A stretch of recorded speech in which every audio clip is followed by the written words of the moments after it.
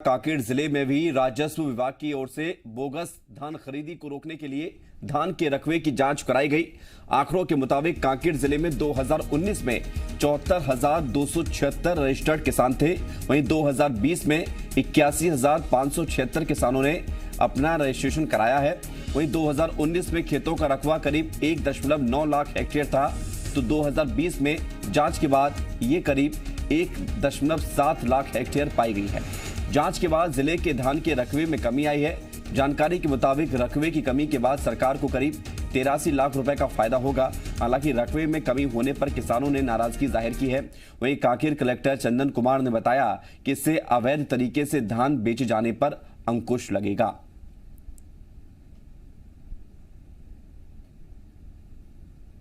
भूपेश सरकार आने के बाद क्या है, वो किसान हूँ बोल के इससे पहले टिकरा टोला कटवा दिए। व्यापारी लोग जिन लोग अपना प्लाट खाली रखते थे उन लोग भी पंजीयन करा कर अपना धान बेचते थे। ये सब चीज़ करते हुए उनको कटिंग किया और दोबारा पिछले साल गिरदावरी की, उसमें सिर्फ टिकरा टोला काटे थे। और इस समय हम किसानों का मेड़ को काट दें। जब मेड़ रहेगा नहीं तो पानी रुकेगा कैसे, किसान चलेगा कैसे, बताइए। सरकार जो है अभी जो बनी है सरकार अपने छत्तीसगढ़ में, वो किसान सरकार बोला था कि हमको 2500 खरीदेंगे, दाना दाना खरीदेंगे, हर किसान का खरीदेंगे। लेकिन ये बीच में जो गिरदावरी की बात आया है वो किसानों को गुमराह कर रहा है गिरदावरी के माध्यम से, तो कम से कम किसान को टोटल गिरदावरी के नाम से परेशानी है। तौर पे इस बार हम अच्छे से धान खरीदी कर पाए। कई बार ये शिकायतें आती है कि लोग दूसरे व्यक्ति के रकबे के हिस्से से अपना धान बेच देते हैं, इसलिए इस बार गिरदावरी जो है मौका गिरदावरी हुआ था और इसका परिणाम ये रहा कि लगभग 1,700 हेक्टेयर का जो गिरदावरी में जो कमी आई, जिन लोग हर साल दिखाते थे कि धान बोए हैं किंतु मौके पे वो नहीं पाया गया, ऐसे 1,700 हेक्टेयर लगभग जो है रकबे में कमी आई। जांजगीर चांपा जिले में इस बार धान खरीदी के रकबे में करीब 8800 एकड़ की कमी आई है और इससे सरकार को करोड़ों रुपए की बचत होगी। दरअसल राज्य सरकार के निर्देश पर राजस्व विभाग ने धान खरीदी के ठीक पहले वास्तविक रकबे की जांच को लेकर अभियान चलाया था। इसका फायदा सरकार को मिला है। जांजगीर चांपा जिले में खरीफ सीजन में कुल 8800 एकड़ धान का रकबा कम हुआ है, इसलिए बोगस खरीदी नहीं होने से सरकार को लगभग 33 करोड़ 17 लाख रुपए की बचत होगी। विभाग के अनुसार कुल रजिस्टर्ड किसानों की संख्या के अनुसार जिले में 81 लाख क्विंटल धान खरीदी का अनुमान है। सरकार रजिस्टर्ड किसानों से प्रति एकड़ 15 क्विंटल के हिसाब से धान खरीदेगी।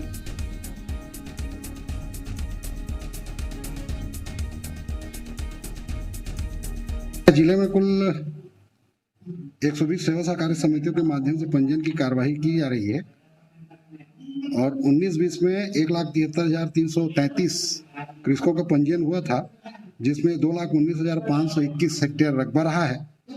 वर्तमान में जो पंजीयन की कार्यवाही हुई है वो 1,88,222 किसानों को हुआ है, जिसमें 2,17,729 हेक्टेयर रकबा दर्ज हुआ है। छत्तीसगढ़ में धान के रकबे को लेकर सियासत भी जारी है। नेता प्रतिपक्ष धर्मलाल कौशिक ने ट्वीट कर सरकार पर तीखा हमला बोला। उन्होंने धान का रकबा कम करना सरकार की सोची समझी साजिश बताया है ताकि किसानों का कम धान खरीदा जाए। धर्मलाल कौशिक के मुताबिक किसानों के हितों के नाम पर सरकार आनंद ले रही है और इस सरकार को किसान विरोधी सरकार के रूप में युगों युगों तक जाना जाएगा। क्या कारण है कि जिलों में किसानों की संख्या बढ़ी लेकिन धान का रकबा कम हो रहा है?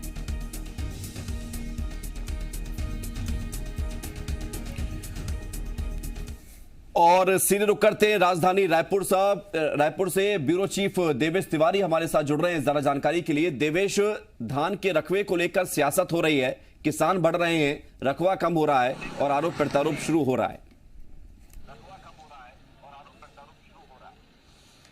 देखिए, प्रदेश में इस बार किसानों की संख्या बढ़ी है। सरकार इसे अपनी उपलब्धि के तौर पर बता रही है कि प्रदेश में 2.5 लाख के लगभग किसान जो हैं इस साल अधिक धान उन लोगों ने उगाया है। तो ऐसे में जब जिलों से रिपोर्ट आती है तब यह बात सामने आती है कि किसानों की संख्या तो बढ़ रही है, हर जिले में लगभग किसानों का जो पंजीयन है वो बढ़ रहा है। ऐसी स्थिति में जो रकबा है वो क्यों कम होता चला जा रहा है? क्योंकि अगर किसान बढ़ेंगे ऐसी स्थिति में धान का रकबा भी बढ़ेगा, क्योंकि किसान आसमान में तो धान उगाएंगे नहीं, जमीन पर ही उगाएंगे। और ऐसी स्थिति में अगर सरकार की ओर से जो अधिकारी हैं वो ये कहते हैं कि धान के रकबे में कटौती इसलिए भी की जा रही है कि पहले बोगस किया जा रहा था, तो ऐसे में जिन लोगों ने बोगस गिरदावरी बीते साल की थी, क्या उनके ऊपर कोई कार्रवाई होने जा रही है? क्योंकि सरकार के करोड़ों रुपए राजस्व का नुकसान उन्होंने कराया है। अगर पिछले साल सही हुआ था तो इस साल कौन से आप सही करने जा रहे हैं? तो इन तमाम बातों को लेकर के जो अपोजिशन है वो इस पर सवाल उठा रहा है कि जानबूझकर किसानों का रकबा काटा गया है। और इसी बात को लेकर के नेता प्रतिपक्ष धर्मलाल कौशिक ने आज ट्वीट भी किया है। हमने लगातार देखा कांकेर जिले में, जांजगीर जिले में, महासमुंद जिले में किसानों की संख्या तो बढ़ती नजर आती है, लेकिन जो उगने वाला धान है उसका जो रकबा है खेती का वो लगातार कम होता चला जा रहा है। तो इसको लेकर जाहिर तौर पर सवाल उठ रहे हैं और विपक्ष इसे लेकर के हमलावर है। जी देवेश, 2 लाख से ज्यादा किसान इस बार बढ़े हैं और सरकार का जो लक्ष्य है 85 लाख पिछले साल था, इस बार 90 लाख टन मीट्रिक टन जो है धान खरीदी का है। तो ऐसी स्थिति में रकबा कम होना और किसानों का बढ़ना, अब चूंकि आरोप प्रत्यारोप तो हो रहे हैं, लेकिन बात यदि किसानों की जाए तो उसके लिए क्या है? उसके लिए नुकसान है या उसके लिए सब कुछ ठीक है? देखिए, जो किसान संतोष करने की स्थिति में होंगे उनके लिए सब कुछ ठीक है, क्योंकि सबसे पहले जब पटवारी रकबे का निरीक्षण करने के लिए जाते हैं, गिरदावरी करने के लिए जाते हैं, उस समय परती भूमि, बंजर भूमि, मेड़ के नाम पर बड़े पैमाने पर किसानों के जो रकबे हैं वो काट दिए जाते हैं। ऐसे भी एग्जांपल सामने आया इस गिरदावरी के दौरान कि 10 एकड़ के किसान का 4 एकड़ काट दिया गया। अब 10 एकड़ का अगर कोई किसान है तो उसके मेड़ में से 4 एकड़ का तो मेड़ होगा नहीं, क्योंकि धान उगाने के लिए मेड़ थोड़ी मोटी होती है, इसलिए थोड़ा रकबा काटना जायज माना जाता है। और ऐसे में आप जुड़े रहिए। धर्मलाल कौशिक, नेता प्रतिपक्ष, हमारे साथ जुड़ रहे हैं। धर्मलाल कौशिक जी, स्वागत है आपका जी मध्य प्रदेश छत्तीसगढ़ में। और रकबे को लेकर बीजेपी की तरफ से कहा जा रहा है कि सरकार जानबूझकर धान खरीदी कम करना चाहती है। क्यों लग रहा है ऐसा बीजेपी को? 2500 रुपए किसानों को देना ना पड़े, ये सरकार पूरी कवायद कर रही है। 1815 रुपए तो केंद्र सरकार दे रही है। इस बार 60 लाख मीट्रिक टन चावल खरीदने का केंद्र सरकार ने निर्णय लिया है छत्तीसगढ़ से। जी, इसके लिए 90 लाख मीट्रिक टन धान की कम से कम आवश्यकता पड़ेगी। और केवल इनको जो अपनी घोषणा है 685 रुपए से देने से बचना चाह रहे हैं। पिछले बार 1 लाख हेक्टेयर रकबा की कटौती की गई थी, इस बार से ज्यादा रकबा की कटौती होने की संभावना है। पिछले बार जो खरीदी हुई थी उस रकबे के भी कटौती हो रही है और शिकायत आ रही है लगातार। तो एकमात्र केवल ये है कि सरकार कम से कम किसानों को देना पड़े, और इसके लिए एन के प्रकार अभी केवल रकबे की कटौती नहीं, अभी धान भी रिजेक्ट करेंगे आने वाले समय में, उसके लिए भी तैयारी करके हमको रखना पड़ेगा। लेकिन अभी तो धर्मलाल जी कोई किसान भी सामने नहीं आए हैं जो ये कहें कि उनका रकबा कम कर दिया गया और उनको नुकसान होगा इस धान खरीदी में। धर्मलाल जी, किसानों के रकबा कटौती हुए हैं, उनके मेरे पास आगे कंप्लेंट किए हैं और इसलिए पिछले बार तारीख बढ़ाने के हम लोगों ने बात किया जी। तारीख भी बढ़ाई तो केवल छुट्टी पड़ी, उसमें तारीख बढ़ाई, उसका लाभ किसानों को नहीं मिला। जी, तो आपको क्या लगता है कि इस फैसले से किसानों को कितना नुकसान होगा और फिर आगे आपकी रणनीति है इसमें? पिछले बार तो 1 लाख हेक्टेयर रकबा की कटौती की गई थी और इस बार जो उससे ज्यादा होने की संभावना है। अभी जिलेकार है, फाइनल चार्ट अभी मिला नहीं है जी, लेकिन आज ही जांजगीर का आ रहा था कि लगभग 9000 एकड़ की कटौती की गई है। एक जिले की जो बात आ रही थी जी, तो अपने यहाँ सब 28 जिला हो गए हैं। एक जिले का आया है 9000 के जी। तो फाइनल चार्ट भी बुलवाएंगे हम लोग कि इतना क्या हुआ है और इस पर विशेष चिंता करने की आवश्यकता है जी। तो फिर ये रणनीति आप कैसे में भी इसको उठाएंगे जी? और 1 दिसंबर से खरीदी शुरू होने जा रही है और अब ये मामला सामने आ रहा है तो किसानों को नुकसान भी आप बता रहे हैं जी, तो सरकार से आप क्या मांग करते हैं?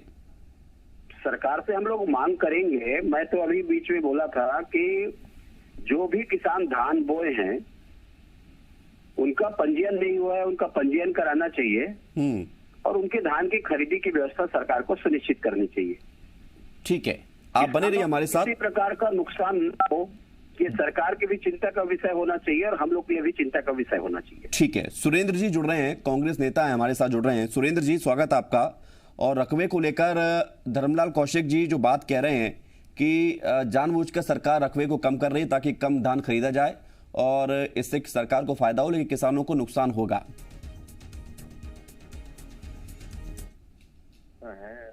नेता प्रतिपक्ष हैं, किसान आदमी हैं, उनको अच्छी तरह पता है कि जिनके खाते में जमीन कृषि रकबा दिखाया जाता है उसमें से बहुत सारे कृषि रकबा ऐसे हैं जिसमें धान की खेती नहीं होती।